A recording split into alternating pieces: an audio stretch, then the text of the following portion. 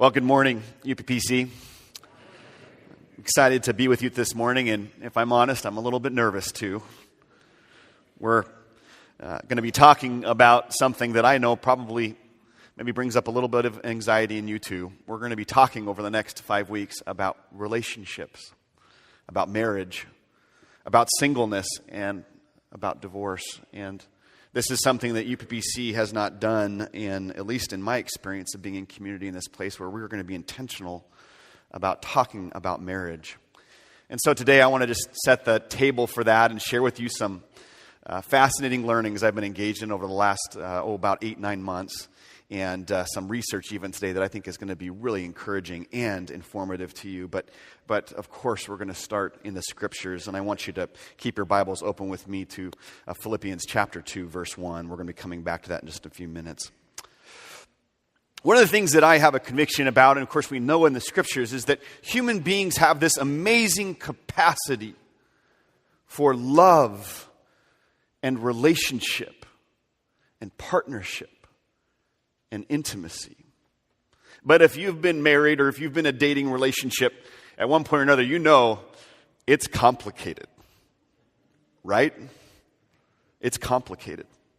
There's no single model for the perfect relationship, and yet the Scriptures have a lot to say about marriage, about partnership, about intimacy, about singleness, about divorce. And it says a whole lot about how we can best love others, but also respect ourselves and to find ourselves in the story, the grand story of Christ's love in this world. You should know that I've reflected on the rhythms of our church, and as I've been considering the rhythms of UPPC and how we'll go about rhythms in the preaching and teaching time, I've come to the conviction that about every 5 years, we're going to spend a specific time period on sermons on marriage and relationships. And this is an important topic for me, and an important subject for me, because I began a relationship with my wife, Jenny, 20 years ago. And so about every 5 years, it helps for me to be preaching to me first. How about that, right? And we're talking about this in this next 5-week series so that we can all strengthen our relationships and understand God's desire for intimacy so that we can each flourish. Okay? Now, I want to acknowledge from the beginning that this is a topic, relationships and marriage, that can raise a whole lot of anxiety. Most of us didn't grow up in homes, or some of us didn't grow up in homes where our parents taught, much less modeled for us, healthy marriage and what relationships should look like. Some of us did, and we saw beautiful marriages, but we didn't necessarily know the mechanics or the patterns, the behaviors. And so what does it look like to be in a relationship that flourishes? And talking about marriage and the ideals of marriage can often make us just uncomfortable, because there's always this feeling like we're inadequate. We haven't done as good a job as we could have. And yet there aren't many places where we can have open conversation, are there? Not very many places where we can talk about the big questions of marriage and relationships, and this relationship that matters most in our lives, that will shape our lives the most, this marriage relationship. So we're going to talk about this because it really matters. It matters because all of us find ourselves in relationships with other people, whether married or single, and we're trying to figure out how to find our happy ever after. How we can live well into the later years of our life, especially in a world that's so confused about relationships, how to navigate relationships. And it doesn't help, as I said in my letter, it doesn't help that our culture permeates everything, movies and music and all sorts of media, with unrealistic happily ever after stories. And so when we compare to those, we find ourselves wanting or lacking. And yet, we'll find in the Scriptures, there's a lot of invitation to be real and honest about the struggle and the work that relationships require. So let's enter in, and I hope this will be a hopeful and helpful conversation, okay? Deal?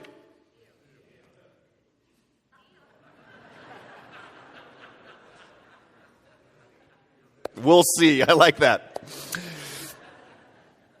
Now, it seems that just about every fairy tale we learned when we were kids ended with these words, this phrase, complete it for me. And so they lived Happily ever after, right? We smile because we know that not everybody gets a happily ever after. How many folks in this room have lost a spouse already? Maybe are widows or widowers. Or how many in this room have experienced the frustration and the difficulty and the pain, deep pain of divorce? Or perhaps some who have experienced and long to be married but have yet to find a partner. We know that happily ever after is somewhat elusive. By the way, this title is meant to kind of provoke some questions. We're going to live in that in the next couple of weeks. But we all want to know, we really do want to know, can I have a happy ending? What does my happily ever after look like? How can I have even a relationship and marriage that ends well and is beautiful, not just a struggle? And what are the keys to a happily ever after? You know, though he wrote some profound and challenging theological passages, the Apostle Paul was deeply practical. And in verse 1 of our text today, I invite you just to look at it with me, just these first few verses. In verse 1 of our text, he lists 4 lofty spiritual benefits that can be ours in Christ. Okay? And the 4 benefits, if you haven't seen in verse 1, if you just underline these in your Bible, the 4 benefits are that if you have anything with Christ, if you are one with Christ, being united with Christ, well, then you can experience encouragement. You can experience comfort and tenderness and compassion in your relationships with others. Well, I love this. In verses 2 through 4, if you'll notice, he appealed to his readers in their day-to-day lives. This is very practical day-to-day stuff about their relationships. And in the ways that made those spiritual qualities into walking, breathing reality. Paul writes, "Complete my joy by thinking the same way, having the same love, being united and agreeing with each other." Now, we all know, especially those of us who have been married and are in a marriage relationship, that God created us unique. There are differences, right? Big differences. We have our own minds and our own personalities. And these differences enhance our relationships. So how can we live out the principles of this verse?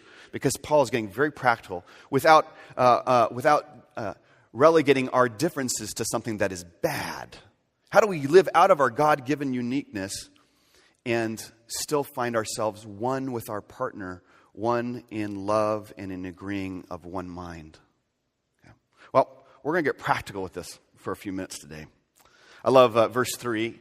If you notice this in the reading, Paul says, don't do anything for selfish purposes or selfish gain, right? There's some translations. And in verse 4, he urges his readers to watch out for what is best for others. And I think we read those and we think, in my marriage, how am I doing with that? Let's keep that up there just for a moment. Don't do anything for selfish purposes. That seems like the lofty ideal. Almost impossible. How can I live in my relationship where I'm not doing anything out of selfish purposes? But I love how Paul turns it and says, when he says, watch out for what is best for others, he's saying, what are some productive, healthy ways that you can put the interest of others, of your spouse, above your own in response to Christ's self-giving love for you? What might this look like in your closest relationships? I think what Paul is giving here is a very practical. I just imagine him going to the Philippians in person and having some very practical wisdom for them. And so I want to use a helpful metaphor that I think dovetails out of what Paul is doing. And by the way, what I'm going to share, if you are single, this is really important. If you are someone who hopes to be married someday, this is really good information for you to know. And if you have a close friendship or are dating someone, this is extremely helpful stuff to know. This isn't just for married couples, but it's going to speak specifically to married couples. And I want to start this week with a very tangible metaphor. We're going to use several metaphors over our time. But it's the metaphor of your God-given uniqueness and how we can put the interests of others or our spouse above your own without pushing aside your uniqueness. Okay? And it's the metaphor of a fuel tank, okay? A fuel tank. Anyone here experienced running out of gas ever? A few sheepish hands. Okay, yeah, a few sheepish hands. I was so broke in college that as a student, it happened several times. And I learned the art of driving on fumes. Had a 1978, it was a dirt brown Toyota Corolla hatchback. What do they call those cars that are chick magnets? This wasn't it.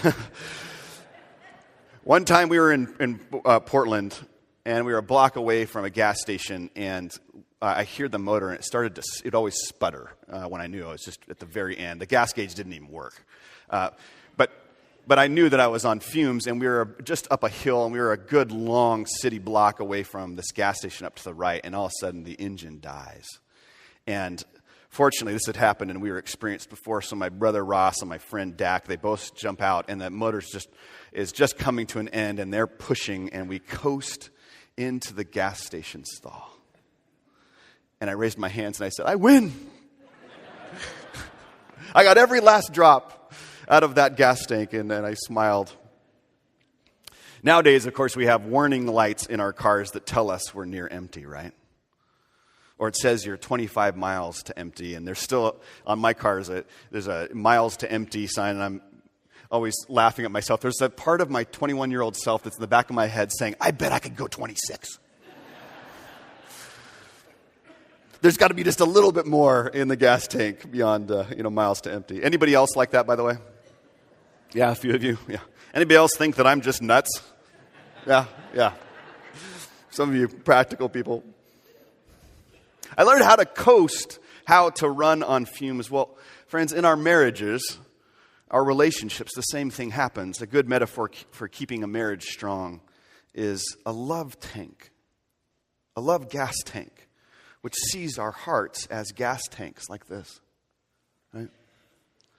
You fill it up and you empty it out. It's like deposits and withdrawals in your bank. When you're dating, of course, remember the days when you were dating, or if you're dating now, you make lots of deposits. You do the things that your partner likes, even things that would not ordinarily be fun. When I was dating with Jenny, I would go to the mall with her. She thought she'd struck pay dirt. Until we got married, and that came to an end. But when you're dating, you pay special attention to the needs and the feelings of your partner. And then marriage comes, and you start making lots of withdrawals, don't you? You're moody, or you're not in the mood, or you're insensitive, or you're totally forgetful. And you kind of start living more into that selfish, vain person that Paul describes. Then there are some seasons when you're incredibly busy and you take but give nothing back, and at some point you find that your tank is on empty. Marriages have a reserve, of course.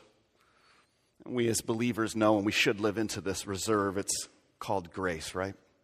We have a reserve tank. But if you're running on fumes in your love tank, eventually even grace can't stop the continual empty tank. And you find yourself ended up stranded, and that's when you enter into marital crisis. Of course, we know the reality of divorce, but divorce happens when a love tank is just continually running on fumes. Now, one of the keys to marriage is this marriage advice that goes way back in our words from Philippians, from Paul's words to us.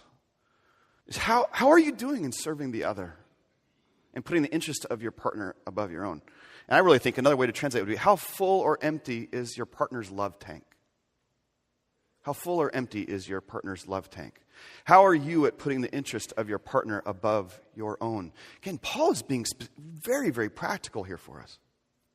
Now, I want to give you some helpful information today that I just have found very interesting as I've studied what makes a happy ever after kind of marriage. And I have a Methodist pastor friend who I went to seminary with. He shared me a denominational survey that they did in the Methodist church. And it's something I've never seen before. They surveyed 6,000 people around what makes a flourishing marriage. And interestingly enough, for those of you who are single in this room, or perhaps you've gone through divorce, only 3,300 of the 6,000 were married. So it involved a really broad demographic of people. But they were asking all sorts of questions about those who had experienced marriage or relationships. And what struck me was the survey was based off the core question of the love tank. They asked folks how happy they were in their marriage. And they had just a very easy response. Were you very unhappy? Were you somewhat unhappy? Were you baseline just okay? Were you somewhat happy and then very happy? Okay? And there was a lot of information to glean from this whole crowd, but they were really interested, who are these people and what are they doing that diagnose themselves as very happy in their marriage? Again, this is coming from them. It's not someone else that's diagnosing it for them, okay? And in this survey, it revealed a lot. Of those married less than 5 years, so this is the far left, of those married less than 5 years, 59% were very happy. We call that the honeymoon, right? Weren't those days the best, right? Yeah. Those days were wonderful. But then you look what happens, married 5 to 9 years, it drops to 41%, 10 to 14 years to 37%, 15 to 19 years, 37%, and then just dips a little bit lower at 36%.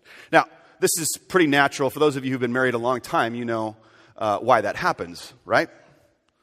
What happens at years 5 to 9 for most people? You have children, right?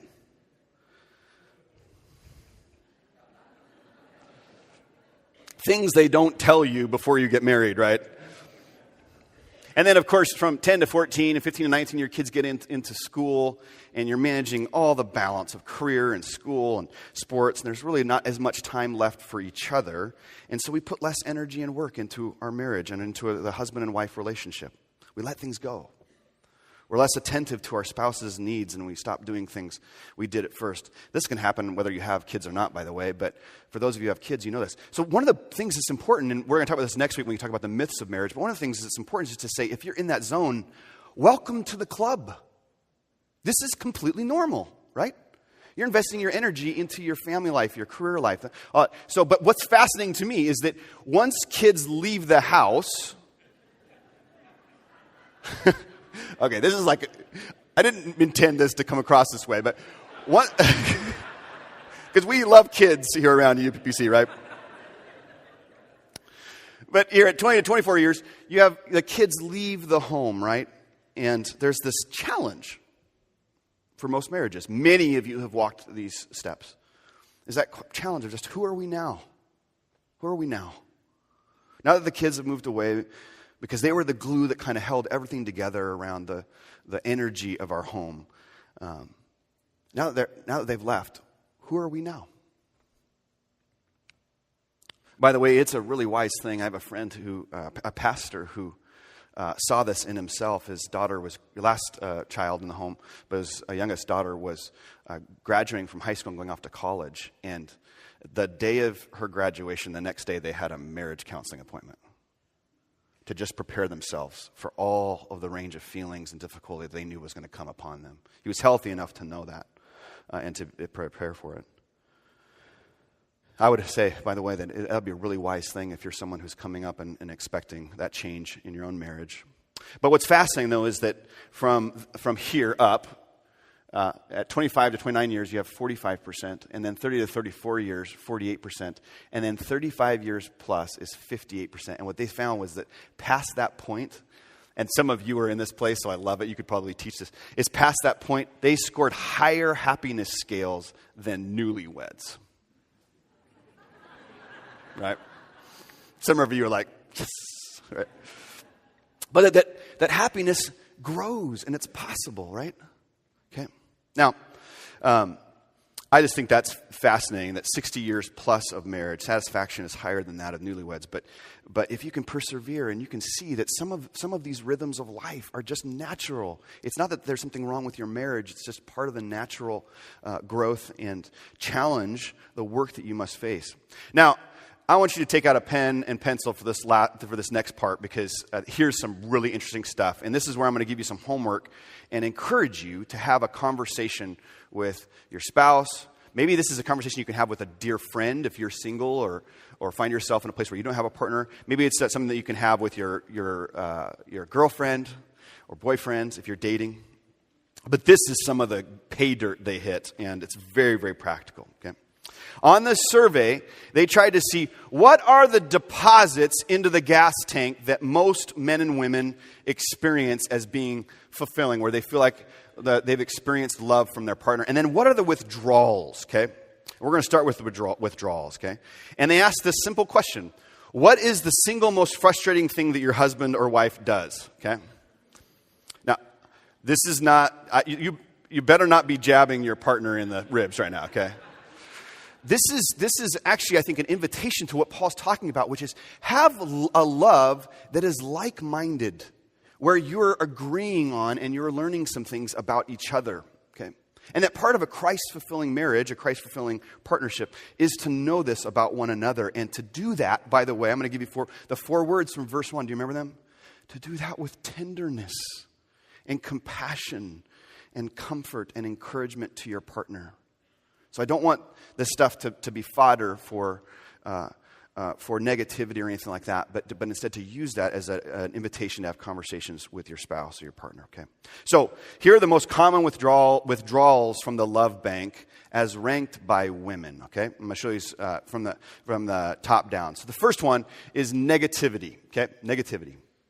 This is generally just being negative about life and frustrated and just permeates the house, that whole thing. Number 4 was failing to help around the house. I feel like I have a partner around the house that's helping run the house. Number 3, not sharing thoughts or feelings. Men, we tend to be pretty closed off to expression, and that was one of the things that really depletes the love tank for women. Number 2 was a short temper or being impatient. Right? And number 1 was not listening to me. Let's keep those up for just a moment while you write those down.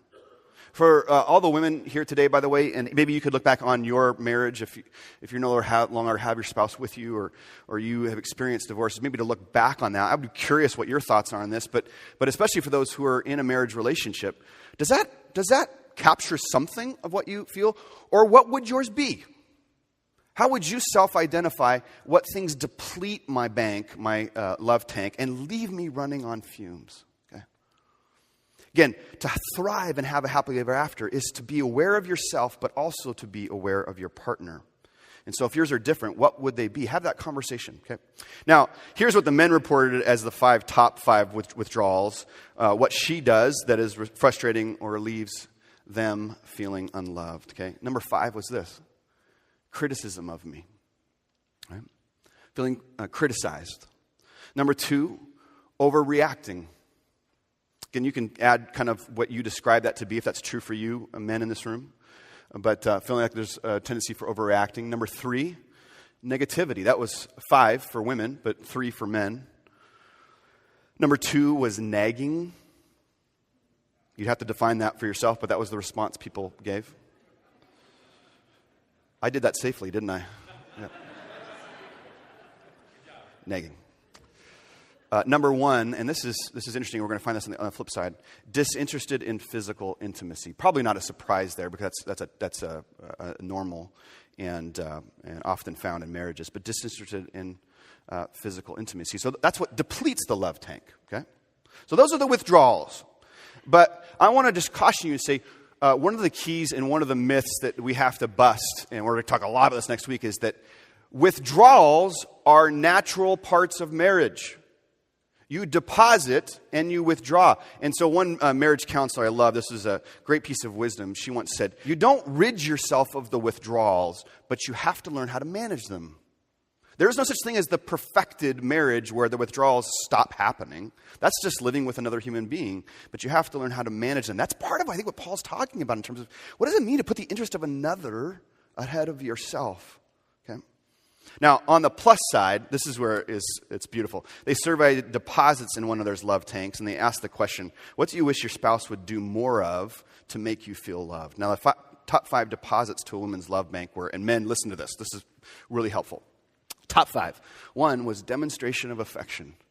I should add, we do this in our marriage counseling, but that's non-sexual affection, okay? 2 is compliment me and express admiration. That's a love bank filler. Number 3, plan a romantic evening. Maybe plan a dinner date with a creative, option. Not maybe just a movie, but maybe something that you're doing that you put some thought into, okay? Number 2 is listen to me. Listen to me. Put the phone down. Put the paper down. Listen to me. And then number 1 was share his thoughts and feelings with me. Now, what's fascinating is there's a lot of reciprocal that comes over on the male responses as well. And so we'll look at these now. But those 5 were some of the deposits. I wonder, women just in the room, you're not going to have all the same 5, but what would yours be? Do you know what yours are? Does your partner know how to fill your love bank and not find that you're running on fumes? Okay, this is part of just the good communication for a thriving happily ever after. Okay, now for the men. Are you ready? I know the women are probably interested too. And the top 5 deposits to a man's love bank were, number 5, tender touch. Tender touch. By the way, tender touch is also, that's defined as non-sexual. So a tender touch. 4, compliment me, express admiration. That was the same rank as the women. So this is a mutual tendency. Number 3 is have fun with me. Isn't that interesting? Have fun with me. Men like to do things and engage kind of side by side oftentimes. So what does a fun with your partner look like? Number 2 is demonstrate affection. So that's a variation of tender touch. Demonstrate affection. And then number 1 is physical intimacy. Isn't that interesting? What's interesting to me, by the way, is that 3 of those 5 had to do with physical touch. By the way, this isn't a surprise. There's a study that Gottman Institute did with men and found that men experience 1/10 of physical touch that women do. We have a crisis of men in our culture who only know physical touch in forms of aggression. And so men need touch. They need non-sexual touch. And of course, in the bounds and the protection of marriage, they need healthy love and physical intimacy with their partner, okay? So all of this is just interesting to say is how full or empty is your love tank right now, and to be aware of that.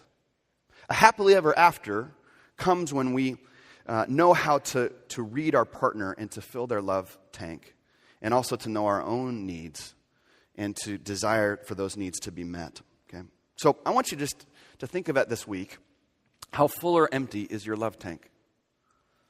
How full or empty is your spouse's tank? Do you know how your relationship is doing? Are there any withdrawals or deposits that are different than the ones that we shared today? Now, let me just close with a few other corollaries they found that were directly related to deposits, and this is fascinating. For couples who diagnosed, remember they were self-diagnosed that very happy marriages, okay? For couples who had very happy marriages, meaningful conversations were a key, okay? 21% of those said less than 30 minutes a day, but it jumps to 53% for those who have 30 to 60 minutes per day of meaningful conversation. That's face-to-face, right? And then 78%, 60-plus minutes per day. Isn't that remarkable? Maybe some of you are like, an hour? But some of you have mastered this, right? Is that sense of meaningful connection through conversation. Now, on the flip side, I think this is touching more on some of the men's needs, but certainly is mutual, is physical intimacy. Is they saw a rise in very happy marriages at physical intimacy. The more that physical intimacy was being engaged in, the more that people reported as having a very happy marriage, right? So 29% at never, you all the way up to 3 times a week, 73%, right? Okay. I'm withholding any joke there. I'm just going to keep going. Okay. Next one, frequency of date nights. This is really interesting. Very happy marriages, never or rarely 25%, but if you get up to weekly date nights, 64% of happy marriages reported date nights. How's your date nights going? Next 5 weeks? What would it look like for you just to plan a couple dates? Right? Both men and women. I don't think it just has to be the husband, of course. But if your spouse really does, their love tank gets filled by you creatively thinking through date nights, let's do it. Let's put some energy into putting our needs of our partner ahead of our own and pour some energy into our relationship. Now, the last one I'll share with you, and then I just want to close with some prayer and open this series with a prayer, really, because we're going to get into some fascinating stuff in the future, is spouses' worship frequency. I know this is a very tender subject for a lot of people. But on very happy marriages, rarely or never, they respond, only 30% were very happy. But weekly worship attendance went to 51%. But there's something about worship engagement together that is a beautiful and powerful thing. And some of you are here today with your partner, and I'm so glad you are. So these are just a few insights to consider. One of the things I said at the beginning is we're going to get really practical, and these are some things to chew on. And this week is very practical. It's to talk with your spouse and to live into these words of Paul. Complete my joy by thinking the same way.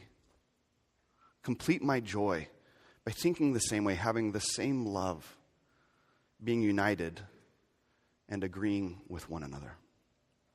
God created you unique with your own mind and your own needs and your own gifts. These differences are meant to enhance our relationships and our marriages. And oh, what a vision it would be. Oh, what a vision it would be that every married couple in our church would grow together, to grow old together, and to look back at the work of 50, 60, or maybe 70 years of marriage and know that it was all worth it. And oh, what a vision it would be for those who have had to endure the pain and the difficulty of the loss of a spouse, that they could live into a happy ever after as they love others and develop deep and meaningful friendships. And oh, what a vision it would be for those who have experienced the pain of divorce, that they could learn great wisdom from that experience to grow in their own self-awareness and to have a happily ever after. We're going to talk about that in this series. Deal? I want us to pray, and if you are sitting next to your spouse or with your significant other, your partner, even your date, your girlfriend or boyfriend, would you just take their hand? I'd like you to bow your heads and close your eyes, and let me just say a few words here. If you're here and you've been divorced and you've known the pain of this relationship thing not working, I want to invite you in this moment of silence to invite Christ to be your partner and your companion today. To bring healing in your heart. And if this subject even is just, it brings a bit of a pang to your heart, would you ask Jesus to bring healing to you? If you're single and you're hoping to get married and you're thinking about this, I want to invite you to ask God to make you the person that you need to be for someone else and to rely on Him, on God. Will you do that? And if your significant other, maybe your life partner isn't here today, maybe they've passed on and they're experiencing the joy of heaven, will you just tell God thanks for them and that you can't wait for that reunion? Will you silently pray for them even? But for the rest of us, as you hold your partner's hand, I want to invite you to just quietly pray these words in your heart. Will you pray with me? Lord, thank you for this person.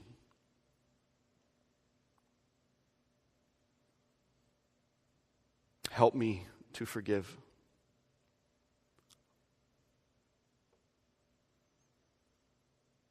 Please forgive me for the ways I have messed up.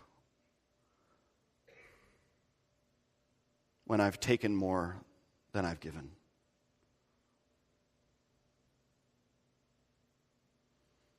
And help me to love them well. And then will you just take a moment? Anything else you want to say to the Lord and gratitude for the relationship that you have?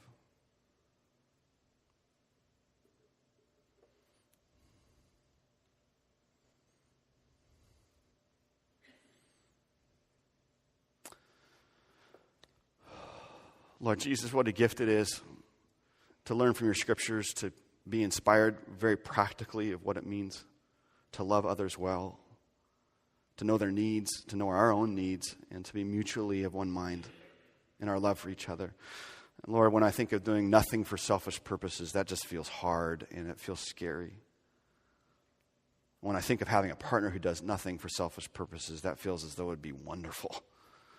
So would you help us in our community to find our way towards the middle, and as we grow in you and are centered in you, that we would come closer together in our relationships, our marriages. Would you anoint every marriage in this room, that it would be claimed by you to grow in you and through you, that we would know a love that goes far beyond our own capacity because we have experienced your love and your grace. Help us to live into that reality, we ask. We pray this in your name. And everyone said, amen.